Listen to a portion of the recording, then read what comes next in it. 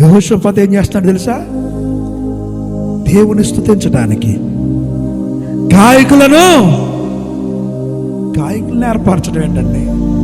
ఎవరినైనా ఖడ్గములో నైపుణ్యత కలిగిన వారిని ముందు పెట్టాలి. ఎవరినైనా పరాజులు తీసుకొచ్చి ముందు పెట్టాలి.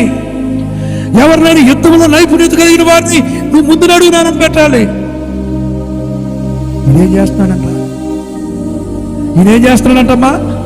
గాయకులను ఏర్పాటు చేస్తారు. పాటలు పాడేవాళ్ళు. గాయకులు దేనికి? పాటలు పాడడానికి, దేవుని స్తుతించడానికి.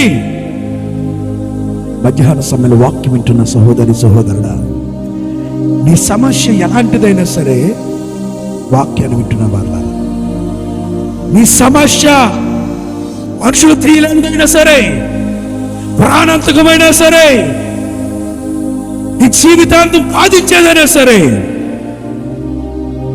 దేవుని స్తుతిస్తే, ఆయన్ని కీర్తిస్తే, ఆయన నామాన్ని కనపరిస్తే అది ఎరుకో గోడలకు ఉన్నట్టుగా కూర్చుంటాయి.